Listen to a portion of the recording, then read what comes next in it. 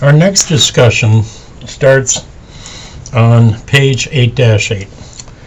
And the first thing we talk about is net capital gains. All right. So remember that your basic definition of a gain is when you sell something for more than its adjusted basis.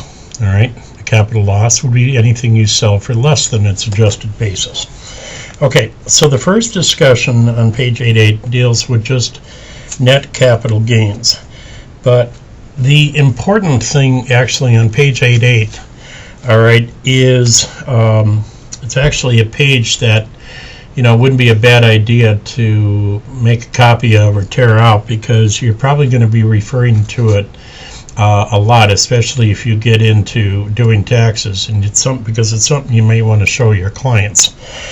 The table on page 8.8 in the middle, all right, is very important because it tells you that there really is a benefit to classifying an asset as a capital asset. Okay, so let's take a look at that table.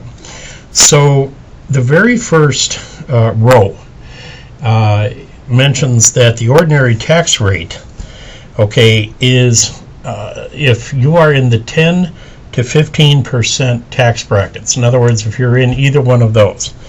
Okay, if you have a short-term capital gain, then remember that short-term capital gains are treated as ordinary income. So the tax rates are the same as the ordinary income rates. But look at the long-term capital gain rate. It's 0. Okay, and think about that. That means that you can sell, a piece of capital gain property, which could include real estate. Okay, we'll see that. And if you held it for longer than a year, and you are in otherwise the 10 to 15% bracket, other than the income that you derive from the sale of these assets, you will not pay any taxes on these things. Okay, you would also not pay any taxes on any qualified dividends if you are in the 10 to 15% ordinary income tax bracket. Okay, so again, it can be very, very beneficial to have your assets classified as capital assets. Okay, now the next column after typical long-term capital gains is long-term unrecaptured section 1250, okay?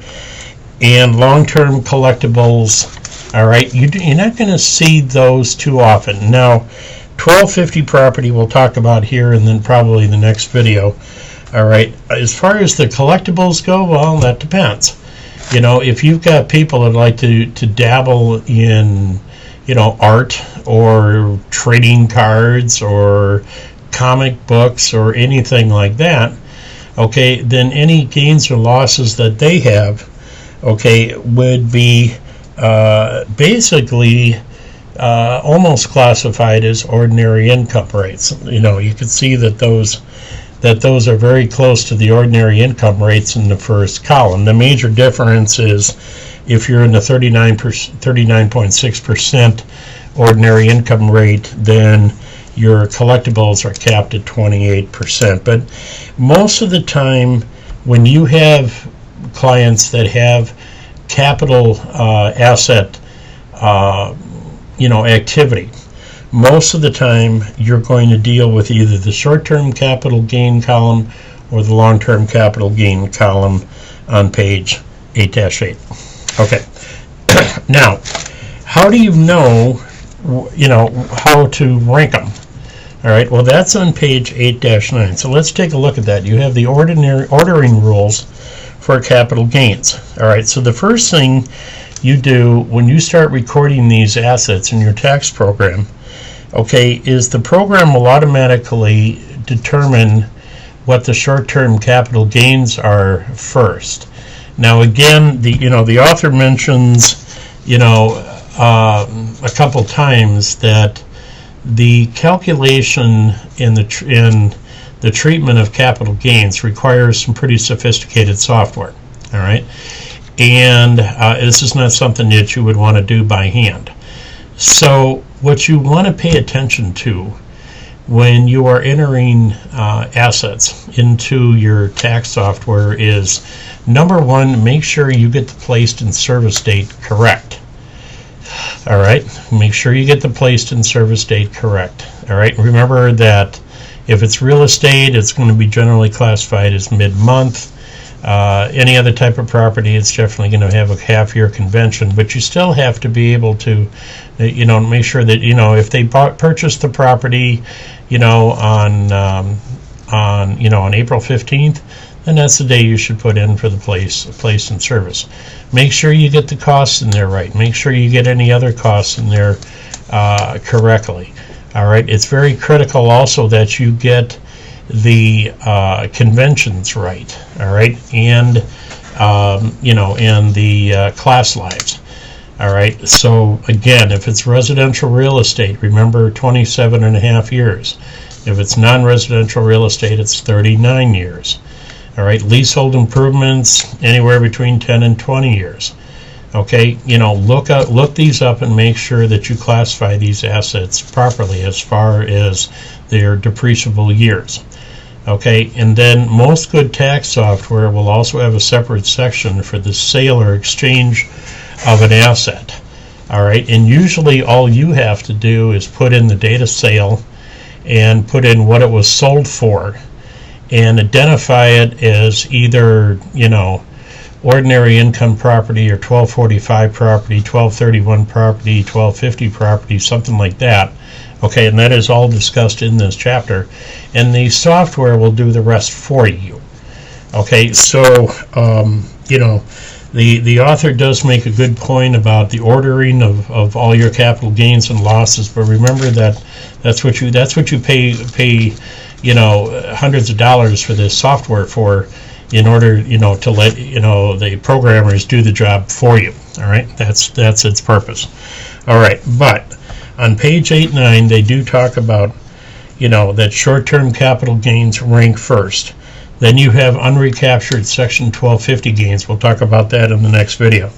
Then you have gains on collectibles. Okay, go back to page 8.8 and it shows you the column for the long-term gains on collectibles.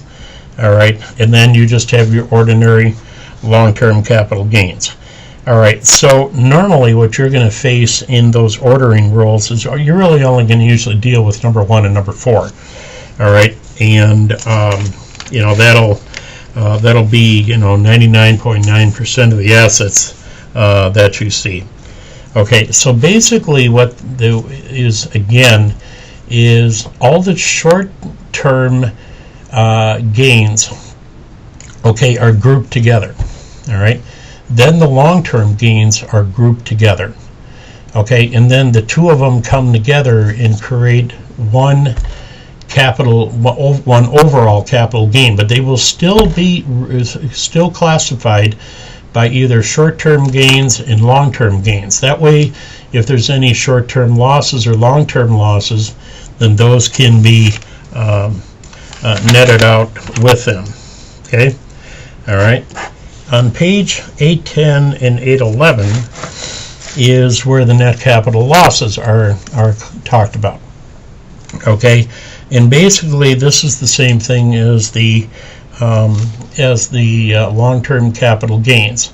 In other words, when you sell a group of assets, okay, like stock, all right, you may sell 100 pieces of stock in 1 year. All right, and what you're going to do is you're going to use certain forms in the software to do all the legwork for you.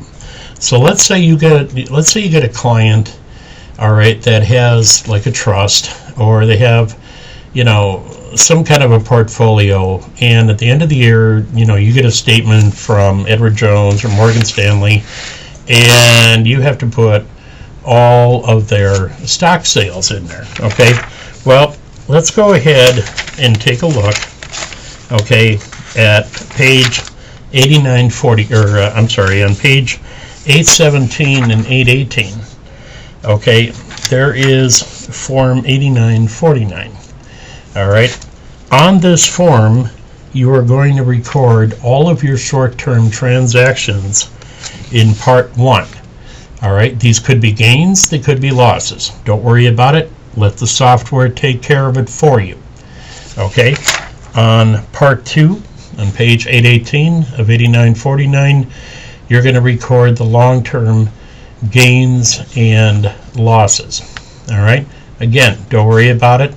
Let the software do it for you. All right, on the software that I use, all right, all I do is I go to one worksheet. Okay, I type in the name of the company that the stock was held in.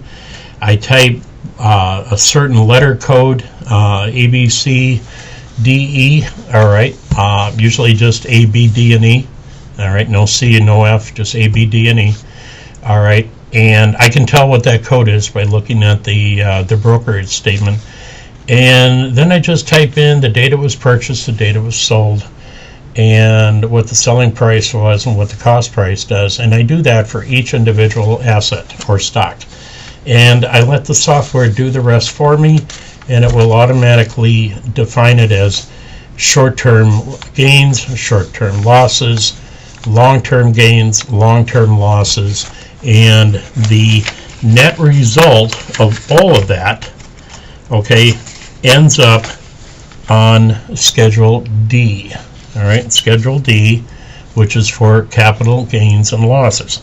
Schedule D is replicated for you, all right, on page 815 and 816. And again, these forms should automatically fill themselves out. Okay, on page 815, okay, the short-term or ordinary income gains and losses are in part 1, and the long-term gains and losses, which are subject to favorable capital gain rates, okay, are in part 2. You'll also notice that in boxes 1B, 2, and 3, in boxes 8B, 9, and 10, are these letters that I've been referring to, A, B, and C, D, E, and F. Okay, all right. And generally what you're going to see is boxes A, B, D, and E if you're working with brokerage statements. Okay, all right. So that's a little bit about capital gains and losses and how they are treated. All right. Lastly, I just want to mention that on page 811 that they talk about how personal capital losses are not deductible. So, you know, if you had a car and it was worth $5,000 and you got into an accident and it got totaled and they only gave you a check for $4,000, all right, you would have $1,000 capital loss. All right, you cannot write that off. All right, you can't write off capital losses on personal property. All right. If you had a diamond ring that was worth $1,000 and you sold it to somebody for $700, thereby incurring a $300 loss, you cannot write that off, all right, because these are personal losses. Okay, all right, that ends this video on short-term and long-term capital gains and losses.